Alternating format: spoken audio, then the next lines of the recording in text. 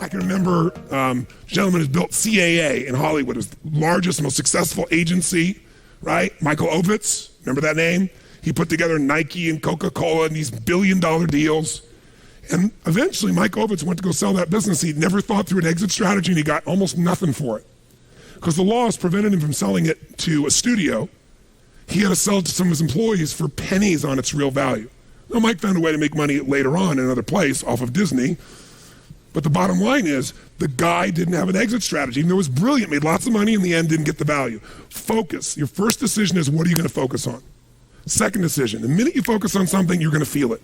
So if you focus on, oh my God, the economy's coming apart. My industry's, people are not buying my product or service. They're shutting it down. Consumers are not spending the money. Is that going to affect your state? Yes or no? Now, should you lie to yourself and just pretend there aren't challenges? No. But you're going to have to focus instead on, what am I going to do? What's the need that's still there? In any marketplace, there's always still people buying. I've seen it throughout the years. Even in some simple little business, let's say you're a realtor. You have your own little real estate office, or you kind of your own salesperson. You got a couple people that work with you that help you leverage yourself. Something that simple. I remember years ago, I met a woman named Marty Rodriguez. She's from the town I grew up in.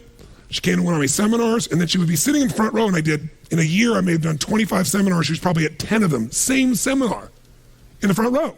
This is a woman who was the #1 real estate agent for Century 21 in the free world. 9 out of 11 years.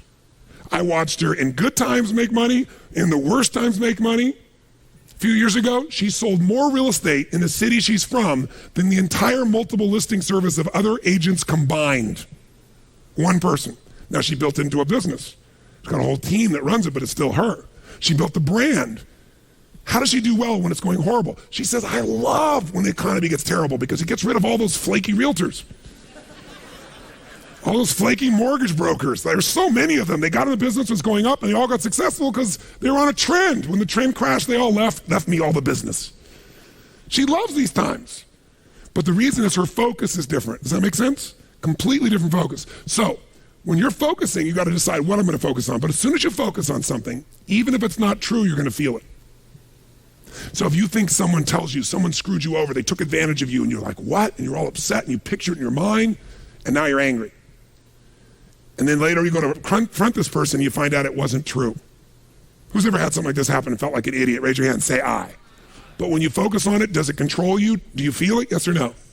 So just write focus equals feeling. Whatever you focus on, you're going to feel. And as a leader, you're going to have to manage those feelings. And you're going to do it by managing your focus. By the way, if you're going to lead other people, do you have to create a focus for the company, for the organization to be successful? Yes or no?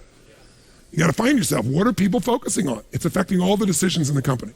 So as soon as you focus on it, finally get to decision number 2. Decision number 2 is, what does this mean? When you focus on something, you got to give it a meaning. Is this the end or the beginning? If you think this is the end of your business, the end of opportunity, the end of our economy, are you going to feel differently and act differently than if you think it's the beginning? Yes or no? See, the difference between Joe Kennedy with $4 million in 1929 and Joe Kennedy with $180+ million in 1932, that big a jump, different focus, different meaning. When everybody else said it was the end and they were focusing on how to survive, he was focusing on how to take market share, he was focusing on what the opportunities were. The meaning for him was, is this the greatest opportunity of my lifetime? There'll never be another time like this. And he made enough money in that time that took care of all his heirs after that for decades to come.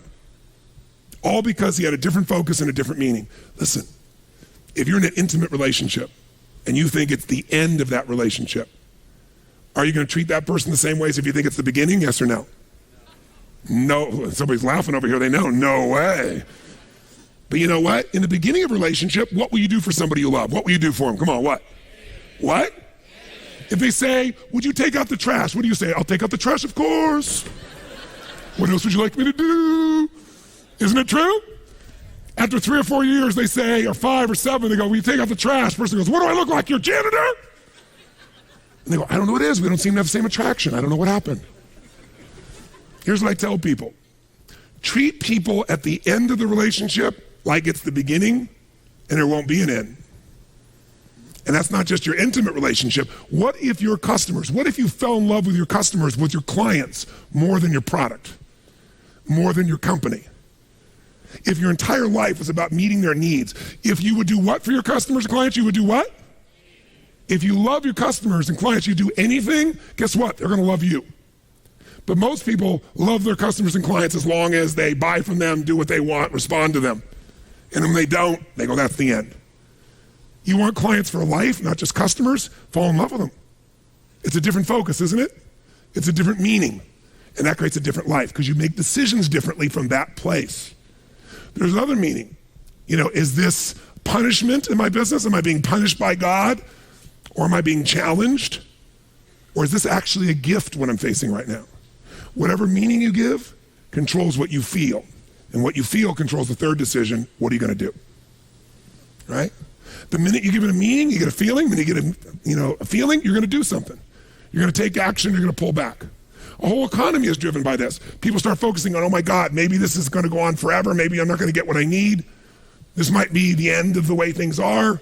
I better pull in my reins. I better not spend this money. I better not take any action. And it becomes a self-fulfilling prophecy. How many know what I'm talking about here?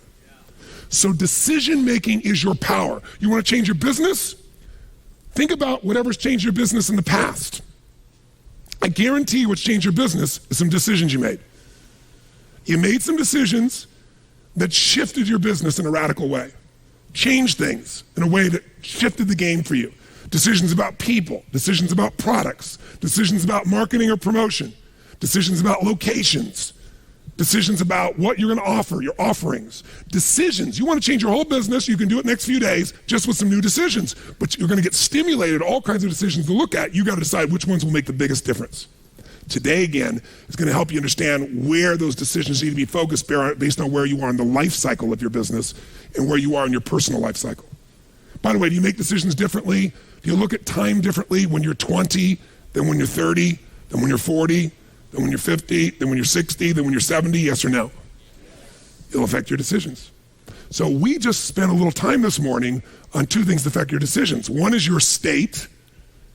Will you make decisions radically different in a different state? Yes or no? Yes. Will you focus differently, come up with a different meaning, take different action when you're frustrated than when you're committed or determined or playful? Yes or no? Yes. And the other thing that will affect your decisions is your blueprint.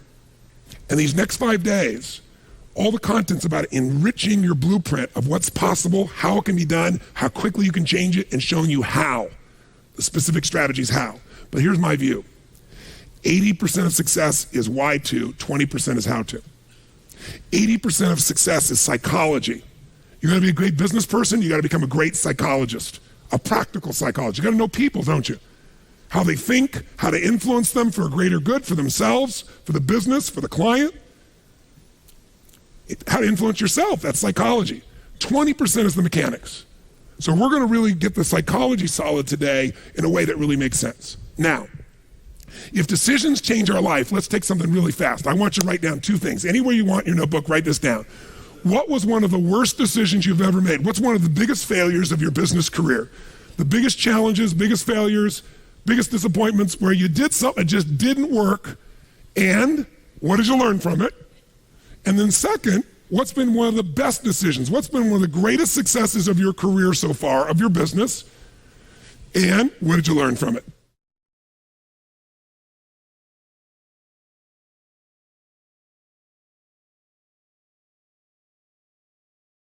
How many of you thought of a decision that was quite painful and the core of the decision was making a selection on the wrong partner or person to work with on a project or a company or something of that nature? Raise your hand. Keep your hands up. Look at the percentage of the people it was a people mistake with. So when I said to you, being a practical psychologist is maybe the most important thing of all, a person of influence, now maybe you fully appreciate why. I didn't tell you what problem to pick. And most of you, it was a people problem. How many found the decision you made was a decision that had to do with timing? Just terrible timing, I'm curious. Interesting. How many picked a problem that related to a system that messed things up, a system that you chose? Interesting. So people is the dominant component. How many found it was a decision that had to do with something you made within yourself? Meaning you made a decision within yourself that wasn't the brightest decision based on your own fears or frustrations or concerns. And keep your hands up and look, this, along with other people, it's usually something within ourselves, which is why to change the business, you got to shift the leader. That's where it happens. Now, before we go any further, I want to do something right now while you're in state. How many have thought of one of your greatest successes and felt damn good to remember that moment, by the way? Say aye. Your greatest success, what generated it at its core? What generated it? How many would say that a major part of what you got from that experience was you succeeded because you figured something out you hadn't known before? You had a breakthrough in your understanding or your awareness. Maybe something you even screwed up before, you learned from it, and that's why you succeeded. How many can relate to that in some way? If you can get that, then there are no failures if we can really learn from it. And that's not to be corny. That means it is our mission as a leader to extract value out of every problem. That every problem truly becomes a gift. Because if you don't do that, here's what happens. You start wishing for less problems. And by the way, how well does that work? In fact, think about this. What is the purpose of an enterprise? What's the purpose of a business, of a company? What are we here to do? What are we here to generate?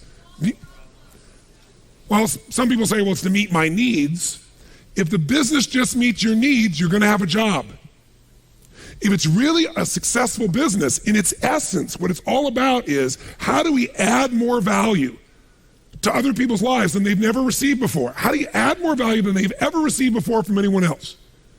The person who can add the most value, now when I say add most value, not your idea of added value, whose idea of added value? You might say, but we're doing all these things. If the customer doesn't care, it's not added value. It's not added value because you think it's so, I think it's so, our employees think it's so. It's added value because the customer thinks it's so. So our job is to add value. And ideally what a business does is it gives us an ability to engender some values. The best companies engender some value. They do something for the world. They get people to think a different way. They shift people. And the third thing a business does also gives you a chance, obviously, for profit. But without the added value, without a shift in the quality of people's lives, that's not going to happen.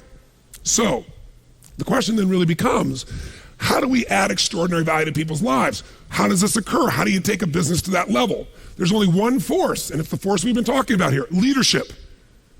Leaders make decisions, and from those decisions, they either add value or they take it away. In essence, what does a great leader do? Think about it. If a leader adds value, if their job is to add value, to get us as an organization to add more value, to engender values. If they're a great leader, they add value and they also create a profit, because you can add a lot of value to your customers and go broke. And there have been a lot of businesses that have done that. And who's ever been really good at adding value and losing money? Raise your hand, say aye. So even a nonprofit has to make money or it can't stay around, right? It's got to have some source that they can continue with. So we have to figure out, how do we add that value? How do we be profitable? Who does that again is the leader. So what's the leader's job? How do they do that? How do they add the value? How do they make sure that we got profit going? What's the leader's job? Come on. Well, how they do it is making decisions, but ultimately, come on, what does a leader really do? If I said to you, we got this business and we want to create a breakthrough in this business right here. See this business? We're going to break a breakthrough in this business today. We're going to transform this business. We're all going to work together. We're going to make this happen. Okay, some decisions got to be made. A leader's got to make some decisions, but ultimately, what a leader does is two things. They solve problems.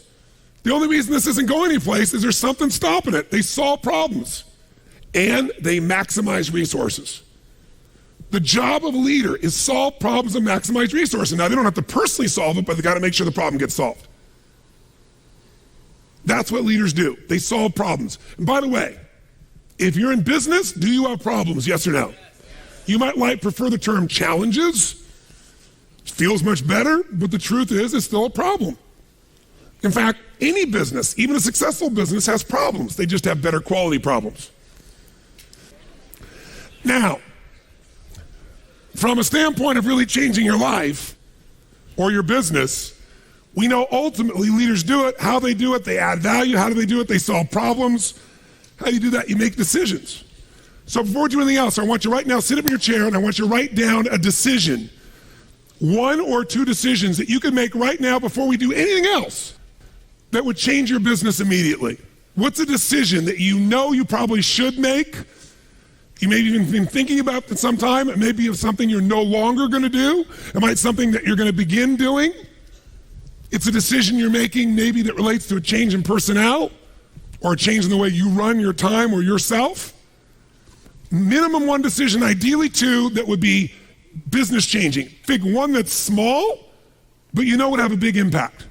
A small change you know would have a big impact. And the second one, what would be a tough decision? But if you made that decision, you know it would make a difference, a sizable improvement in your business right now. By the way, a real decision is one you take immediate, massive what? When you just think about it, it's not a decision. It's a preference. It's an idea. And the only thing stopping you is either you're not focusing on it or there's fear, some uncertainty, some pullback, some concern. So if there wasn't a concern, if you were just going to step up right now and we said to you, you had to make two decisions right now, that if all you did was make these two decisions, your business would change for the better immediately, what two decisions would you make? Write them down and write down what the decision is specifically, what you do to act on it, and how it would change your business. You got 12 minutes, go.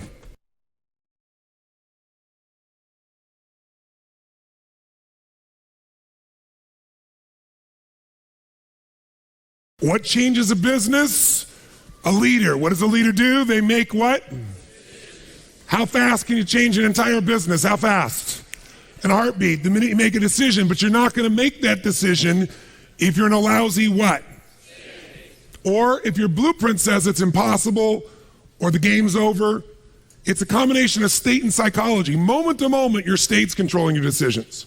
Long term, it's your psychology, your belief structures, your rules. Part of what will happen over the next 5 days is we're laying a foundation today so that as you get 19 different points of view, when I say different, parts of your business you can look at from a new perspective. We're going to have strategies, tactics, what to act on.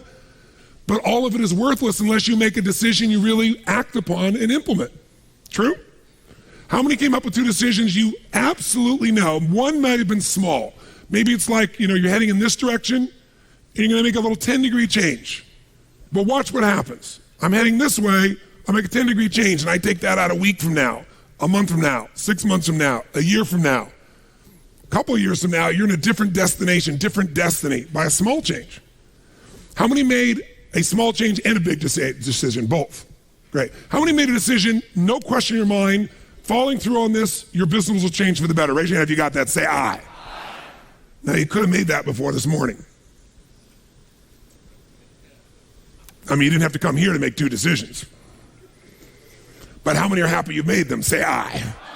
Now, whether that decision turns into any kind of reality or not is going to be the real question. How many know the decision is right? Raise your hand if you know in your gut it's right. Great. How many know it will absolutely impact the business and no question in your mind in a positive way? Say aye. Aye. Is it possible there'll be some people that won't follow through? Yes. There will be people, a percentage of this room, that will not follow through. And the reason they won't follow through has nothing to do with whether it's a viable option or not, or whether the marketplace needs it or the company needs it. It's going to come down to your psychology as a leader. Now, you know why we spend all this time before we're going through strategies and tactics. Because ultimately, none of that works unless you master you. Your state, your blueprint, your ability to make decisions, your ability to maximize your resources. But to get there, you got to also understand the training effect. Let me show you what I mean by that. A lot of people, and even a lot of businesses say, well, gosh, we train our people. Who's ever done this? You train your person, they do well for a while, and then they drop off in their skill set. I don't care if it's sales. I don't care if it's a technical skill, having to do with accounting or something on the computer. Who's experienced this with people you work with? Say aye. Now, you're highly motivated. It's your business, or you're the leader in the business, or you're the manager, or you're the head of department, or whatever. So you got a lot of drive. So you bring emotion to the table and you do enough repetition that you master it. They don't. If you give up on them, you're losing and missing out on what it takes to train someone. So here's how training looks. In the beginning of training, when you first start doing something, how fast do people learn and make shifts? Slow or rapid? Huge rapid change happens, right? There's this giant growth that occurs. Now, what eventually happens to anybody when they start to learn something? A new sport, a new business, a new relationship. What do they get to? What do you call it? Plateau. So think of it this way. Some people Their philosophy of life is dabbling. Here's what a dabbler does. They take on a sport like, let's say, tennis. And when they're brand new, they know nothing about tennis. They don't know how to hold the racket. They don't know how to swing. They don't know how to keep score. They think love is an emotion when it's a zero, right? There's nothing, right? But from not knowing anything, in a short time with a little bit of training, do they get pretty damn good, yes or no? If this is 100% mastery and this is zero, they might go to 20 or 30% growth like that within a few days, a few weeks. How many follow what I'm saying here? Say aye. Now what's interesting is, will they top out, yes or no? There'll be a point in which they plateau. What's a plateau? It's when you're doing the same amount of effort, but you're not getting the same level of reward. You're not making the same progress. So in the beginning, how hard is it to make progress when you're a brand new company? I mean, creating a product is progress. Selling your first customers is progress. Getting your first account is progress. Pretty easy, right? When you're in a new relationship, just learning about each other and connecting and being intimate, there's progress, right?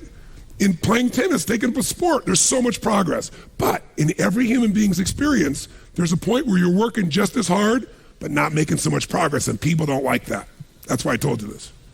And what some people do at that point, if they're a dabbler, they decide to quit.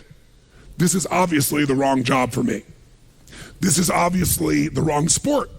This is obviously the wrong partner. I shouldn't be in a relationship with this person.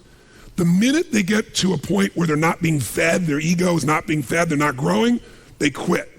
And so if this was, for example, a dabbler who was in a position of tennis, they might quit tennis and now they say, you know what, I'm not a tennis player, I'm gonna do racquetball.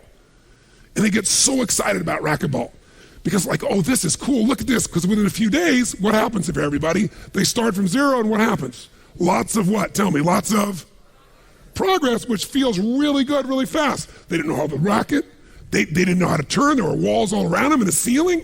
In a few days, bam, they're smashing off the back wall and the side wall. They're doing things Z's. And I mean, it's really cool. Plus, they get a new outfit and stuff, so they look cool. They got goggles. They join a new club. There's all this progress and stuff. So guess what? Grow, grow, grow, grow, grow. Everything's great, great, great, great, great. But eventually, who knows what happens? Eventually, they hit a plateau. And guess what? Rather than training themselves further for mastery, what do? They say it's the wrong sport. I shouldn't do this. I shouldn't be a racquetball player. And if I was going to show you as an example, let me grab this real quick. If they've gone out and they've made all this progress, they're real happy. They go, go, go. They're growing, growing, growing. Boink, they hit this plateau. Wrong sport. Not a tennis player. Up like this, boink, racquetball, all of a sudden, working hard, not getting the result, wrong thing, wrong relationship, wrong job, wrong mission. So then they go out and play golf and they go, boom. They don't even get the progress. And they go, I didn't need to use the F word that many more times in my life, right? You know, different piece. Now that's what a dabbler does. And by the way, dabblers by their nature are unhappy. Think about this. Even with all the economic challenges that exist, most people in North America for sure have a better quality of life than 95% of the planet. 95% of the planet is living on what? How much? 2/3 of the planet, I should say, is living on $2 a day. Your worst nightmare is somebody else's greatest dream. Most of the planet's greatest dream. Your idea of economic downfall is somebody's dream. That's the truth. And so what happens though is, would you agree we have more choices, more freedoms, more opportunities today than any time in human history, yes or no? Are most people's happy? Is their happiness tied to the quality of life they really have? Because we're a world now that's shallow. Most people are dabblers. They try something for a while, it doesn't work out, they do something else. Now you wouldn't be in this room for 5 days if you were a dabbler, but how many of you got to deal with some of these dabblers out there? Say aye. Dabblers are the people you want to make sure you keep off your team or get off quickly, because they're going to quit anyway. And the time, energy, and effort it takes to train a dabbler is the same energy you could have a platinum player. And we're going to show you some ways to do that later on. But let me show you another path for a second before we show you the rest of the training effect. Let's take the path of what I call a stressor. Here's the stressor's philosophy. I find the way. Who can relate to this? Say I. I'm gonna find a way, I'm gonna achieve it. So they take up a sport like tennis, and it goes like this, and they're doing really, really well, and it's going really good, but eventually, boink, they hit a plateau. Here's the difference. Does the stressor quit? Ever quit, yes or no? Absolutely not. What does the stressor do when it doesn't work out? What do? Do they settle for it? What if they actually get a little worse for a short time? What happens? They really get stressed when they go, screw this, I'm gonna find a way, I'm gonna break through, I'm gonna learn a book, I'm gonna find someone, I'm gonna get a coach, I'm gonna make this thing happen, I'm gonna find a way, I'm gonna find whatever it takes to make this thing happen. Push! And they break through, ladies and gentlemen. Come on, they break through, ladies and gentlemen. Who knows what I'm talking about here? Say aye. And by the way, they break through and all of a sudden they start making progress and they're so happy, and all of a sudden, guess what happens? Boink. And you go, damn. How the hell, well, how could that happen? I've been working my tail off. I just had this breakthrough. I just worked through this thing. I just fought through it. But by the way, do they hit another plateau? Yes or no? So what happens here? Do they give up? Do they quit? Do they go, it's the wrong sport? What does the stressor do? They stress out. Shit, I'm gonna find a way. I'm gonna make this thing happen. I gotta make this thing. Come on, figure something out. Let's find this thing. I'm gonna work hard. I'm gonna make more calls. I'm gonna make this thing happen. And all of a sudden, eventually, what happens? Poof! Ladies and gentlemen, they break through again. Come on now.